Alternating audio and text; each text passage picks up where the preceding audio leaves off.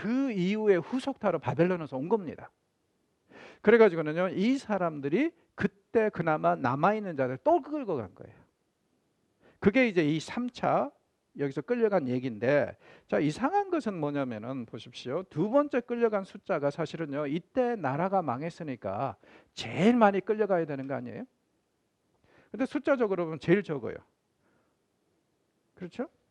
왜냐하면 1차 때 3023명이 끌려가고 597년에 에스겔이 끌려갈 때죠. 2차 때 586년에 832명이 끌려갑니다. 그리고 이 숫자는 심지어 어때요?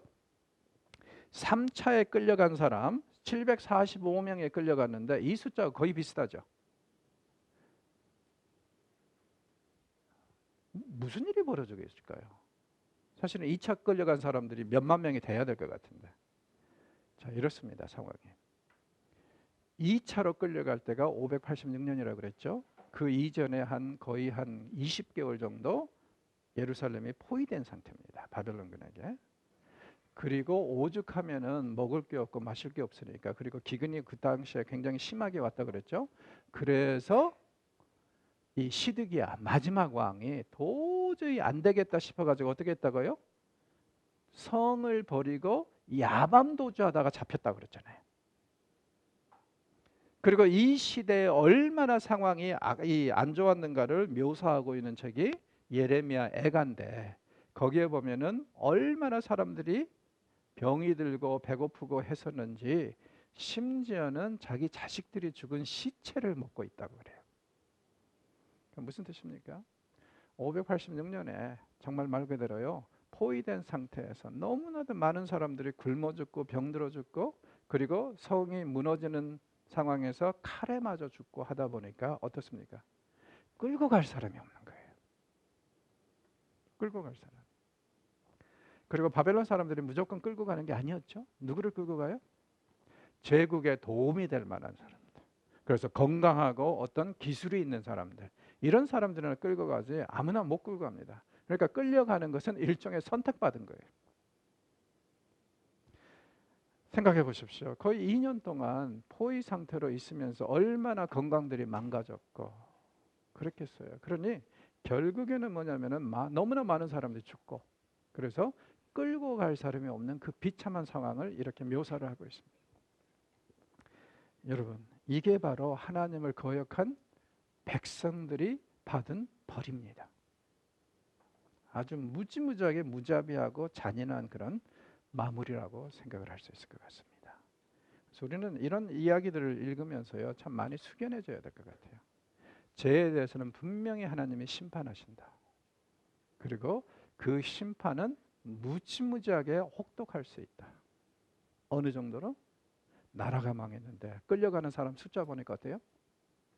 그 전에 끌려간 사람들보다 훨씬 적더라. 왜?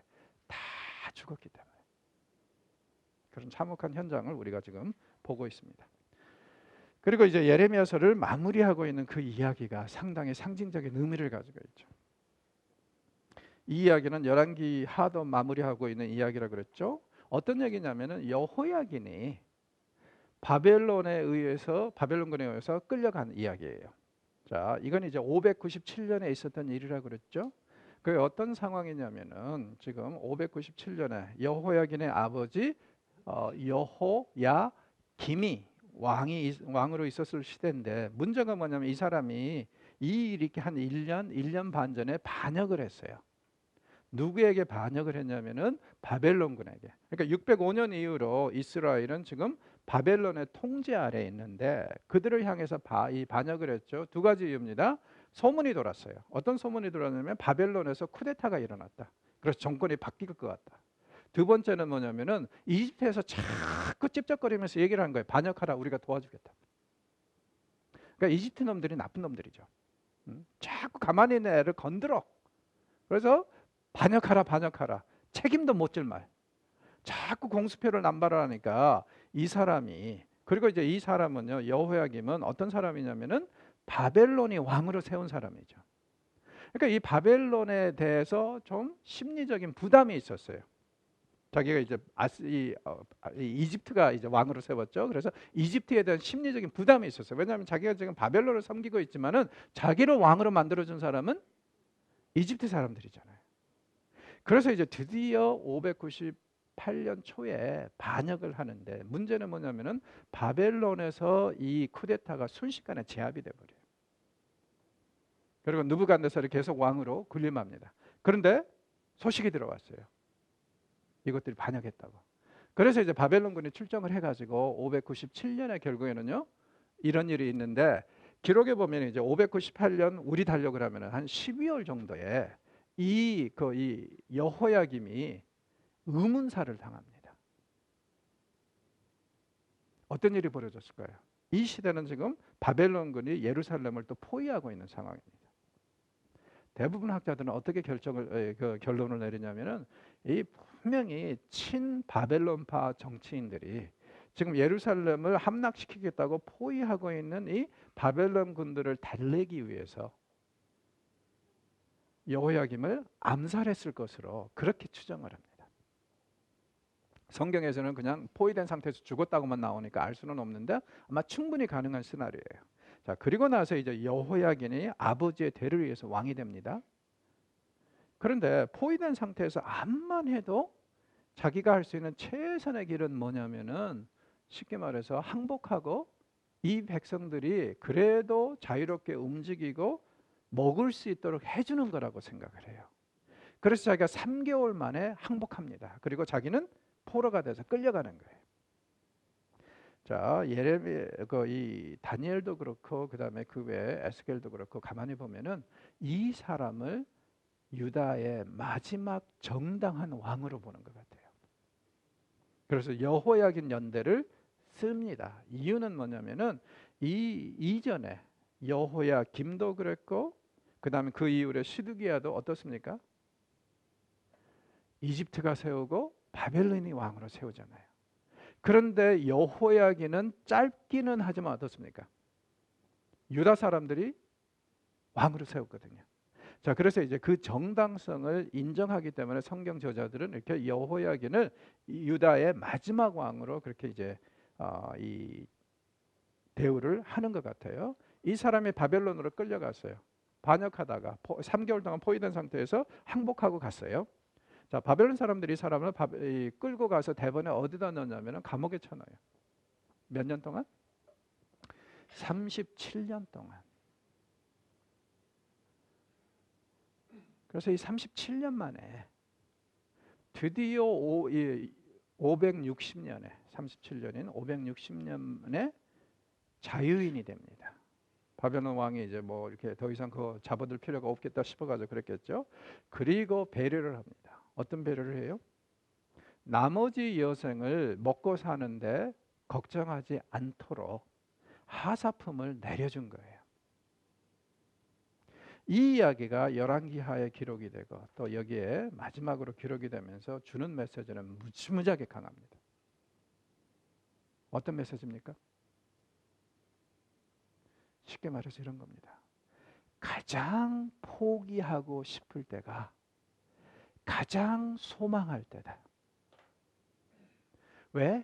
하나님의 은혜라는 것은 더 이상 깨어질 수 없을 때까지 내려가서 밑바닥을 칠 때 비로소 우리에게 임한다는 거예요.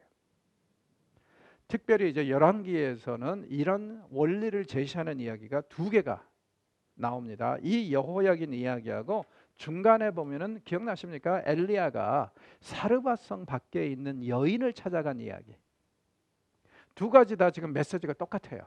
어떤 메시지입니까? 사르밧성 여인 한번 생각해 보십시오. 그 여인 엘리야를 만났을 때 뭐하러 거기에 나와 있습니까?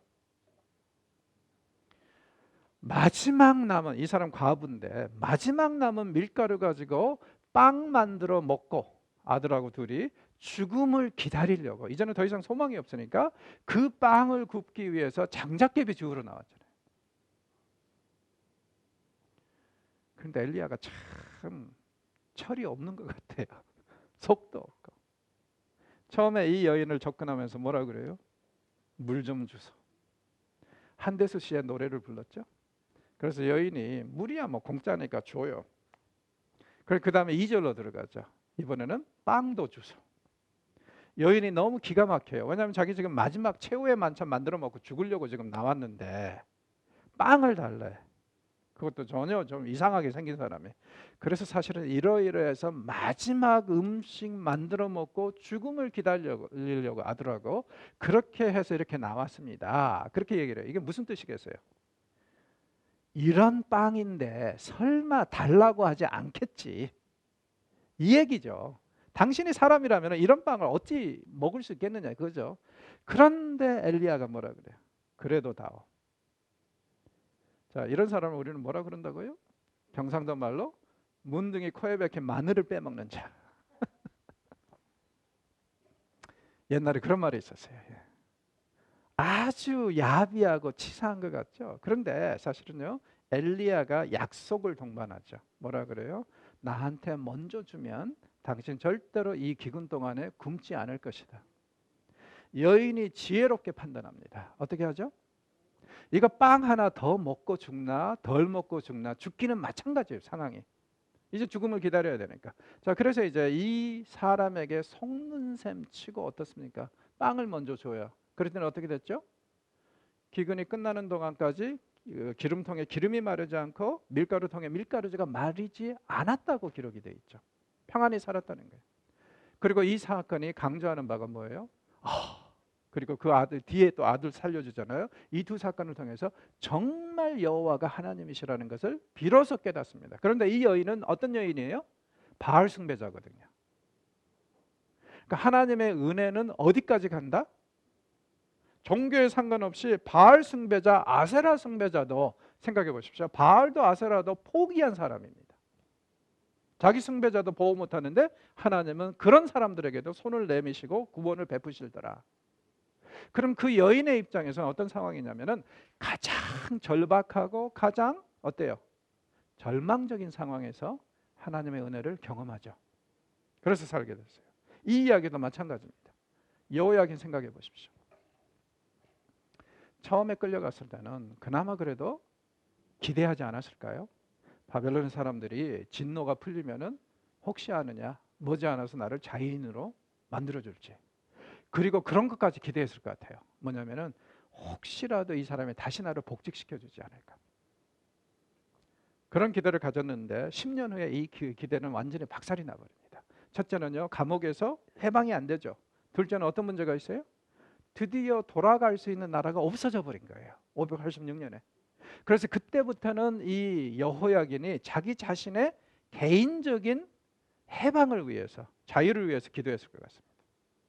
그런데 이 기도가 쉽게 이루어지질 않아요. 10년이 또 지납니다. 또 10년이 지납니다. 감옥에 들어간 지 30년 됐어요. 이때부터는 어떤 기도를 드렸을까요? 이렇게 사느니 차라리 죽는 게 낫겠다. 그러니 주님, 차라리 저를 데려가십시오. 이 세상에 어떠한 꿈과 소망을 다 버려버렸을 것 같아요. 그런데 놀라운 건 뭡니까? 전혀 기대하지 않았던 은혜, 전혀 기대하지 않았던 자유가 언제 왔다? 37년 만에. 이 상황을 생각해 보십시오. 여호야긴은 더 이상 내려갈 수 없는 데까지 내려가 있습니다. 이제는 젊지도 않아요. 나이가 들어도 한참 들었죠. 그리고 감옥에 있습니다. 바벨론 사람들은 아무리 봐도 풀어줄 것 같지 않아요. 그리고 돌아갈 나라도 없습니다. 아무런 소망이 없는 거예요. 그런데 그때 하나님이 임하셔서 그에게 은혜를 베푸시더라. 그래서 이 사건은요, 우리의 삶에서도 굉장히 중요한 교훈을 줍니다. 가장 내가 낮은 데까지 내려갔다. 이제 더 이상 내려갈 수 없을 때까지 막바지를 쳤다. 그럼 여러분 이렇게 생각하십시오. 가장 밑바닥이라면 이제는 올라갈 일만 남았습니다. 어떻게 보면은 하나님이 아직도 우리의 삶에 개입하지 않으시는 것은 무엇 때문이에요? 아직도 더 내려가야 돼서, 아직도 내가 덜 깨어져서. 그래서 완전히 산산이 부서질 때까지 기다리셨다가, 왜요?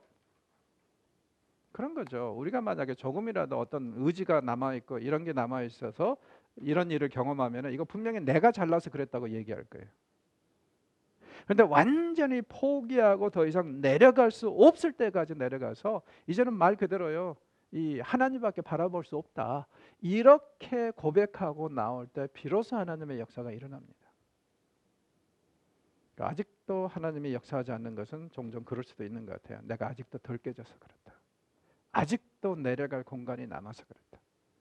그런 이런 이야기를 읽으면은요, 빨리 포기하고 천부여 의지 없어서 손 들고 옵니다 하고 항복하는 것이 최선인 것 같아요. 그렇죠. 자, 이런 이야기가 예레미야서의 마지막을 장식하면서 예레미야서는 전체적인 메시지를 이렇게 구성하고 있는 것 같습니다. 앞에서는 계속 죽을 것이다, 망할 것이라고 했죠. 그리고 드디어 바벨론 사람들에 의해서 바벨론까지 끌려왔어요. 주의 백성들이. 이제는 아무것도 소망이 없는 것 같아요. 이제는 끝바지에 온 것 같습니다. 바로 그때가 어떻다고요? 소망하기가, 구원을 바라기가 제일 좋은 때다. 그런 예레미야서 독자들에게 뭐라고 하는 겁니까? 특별히 바벨론에 끌려와 있는 사람들에게 포기하지 마라. 주님은 분명히 너희들을 구원하시고 분명히 바른 길로 인도하실 것이다. 그러니 제발 포기하지 말고 기다리라. 너희들의 때가 아닐 수는 있지만 하나님의 때는 분명히 있고 그 하나님의 때가 임하면 하나님이 분명히 이 백성을 다시 회복시켜 주실 것이고 그리고 놀라운 역사를 이루실 것이라는 거예요. 그리고 이사야서 후반부는 어떻게 하나님의 주의 백성들을 다시 데리고 가신다고요? 자기 나라로? 광야에 대로를 놓는다고 그러죠. 그 험난하고 굴곡이 심한 근동의 그 지형에 아주 고속도로를 놔가지고 그리고 그 길에는 어때요? 해치는 짐승들도 없이 하나님이 어떻게? 목자가 되셔가지고 어린 양을 가슴에 품고 그 다음에 애미 양들을 옆에 끌고 돌아가시는 그 이미지를 제시하면서 너희들이 기다리가면 하면은 이런 회복이 이런 은혜가 머지않아서 임할 것이라고 이사야도 선언을 하고 있거든요. 자, 저는 여러분들이 지금 어떤 삶의 순간에 와 있는지는 모르겠습니다. 좋은 일이 있다면 참 감사하고 기뻐해야죠, 함께. 그러나 정말 힘들고 어렵다. 너무 힘들어서 주여 언제나 오시나이까 이런 찬송이 나온다면 저는 이 메시지를 통해서 이 이야기를 통해서 여러분들에게 그렇게 권면하고 싶습니다. 기다리십시오.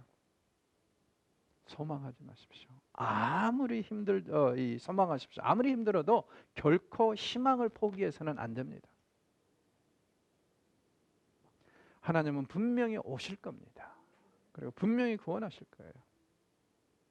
우리가 이 땅에서 살아가면서 참 이렇게 이 힘들고 어려울 때 되뇌이면은 좋은 그런 시가 하나 있는 것 같아요. 어떤 시냐면은 혹시 기억하십니까? 푸시킨의 삶이라는 시. 삶이 그대를 속이더라도 슬퍼하거나 노하지 말라. 소름의 날을 참고 견디면 언젠가는 기쁨의 날이 오리니. 현재는 언제나 슬픈 것. 그러나 마음은 미래에 사는 것. 그리고 지난 날은 그리워지느니라. 저는 이것이 굉장히 성경적이라고 생각합니다. 삶은 항상 고달픕니다. 힘들어요. 그렇죠? 그래서 현재는 언제나 슬플 수밖에 없습니다. 그러나 중요한 것은 뭡니까? 우리에게는 소망이 있어요. 희망이 있어요. 그래서 우리의 마음은 꼭 미래에서 살아야 됩니다. 언젠가는 하나님이 다 위로해 주실 날. 그렇죠? 그리고 드디어 살아내고 나면 아무리 힘든 순간이라도 살아내고 나면 어떻습니까? 되돌아볼 때는 추억이 되고 향수를 불러일으키죠. 왜? 하나님이 인간에게 주신 은총 중에 하나가 뭐냐면요, 힘든 과거를 미화시키는 능력을 줬어요. 그래서 살아내는 동안에는 너무 힘들지만 일단 지나고 나면 어떻습니까? 괜찮아요. 오늘날도 마찬가지인 것 같습니다. 요즘엔 너무너무 힘들다고 그래요, 다들. 이렇게 힘든 순간에 성공하려고 잘 살려고 하지 마십시오. 그냥 살아내십시오. 살아낸다는 것이 다른 거 아닙니다. 견디어내는 겁니다. 견디어내다 보면은 언젠가는 좋은 날이 올 것이고, 그리고 더 나아가서 어떻습니까? 지난 날을 되돌아볼 때, 이 순간을 되돌아볼 때, 그때는 이 날도 향수가 되고 추억이 될 그런 날이 지금 오고 있다는 거죠. 불신자들이 많은 것 같네요. 그래서 저는요, 힘들고 어려울 때마다 푸시킨의 삶을 종종 되뇌이기도 합니다. 굉장히 성경적인 것 같고, 그런데요, 제가 이 시를 읽게 된 것에 대한 모든 영광을 제가 어렸을 때 다니던 단골 이발소 아저씨에게 돌립니다. 그 이발소에 가면 아저씨가 돈이 없어서 그런지 TV는 없었어요. 근데 그 앞에 큰 유리 위에다가 이 액자를 올려놨습니다. 그래서 이제 볼 게 없으니까 이발하러 갔을 때 기다릴 때마다 혹은 머리를 자르실 때마다 그걸 몇 번 보다가 외운 거예요. 근데 이게 얼마나 좋은 시인지, 그리고 성경적인지, 그리고 위로가 되는지 그 이후로 참 많이 생각을 하게 돼서 제가 이 시를 외우고 사는 것, 그 모든 영광을 그 아저씨께 돌립니다. 고맙다 그래야죠, 나중에 만나면. 자, 여러분, 그렇습니다. 산다는 게 그런 것 같아요. 그러니 너무 삶에서 치열하게, 그리고 너무 큰 기대, 이런 거, 성공, 이런 것들만 갈망하시지 말고 그저 꿋꿋이 살면서 살아내는 것 자체가 우리가 성공하는 것이고, 우리가 이겨내는 것이고, 그리고 살아내는 것 자체가 하나님의 은혜라는 것, 그것을 기억하시면서 산다면은 예레미야가 하고자 하는 그 메시지를 우리가 확실히 깨닫고 견디는 그런 소망을 갖게 되는 것 같습니다. 자, 그동안에 감사했습니다. 고맙습니다.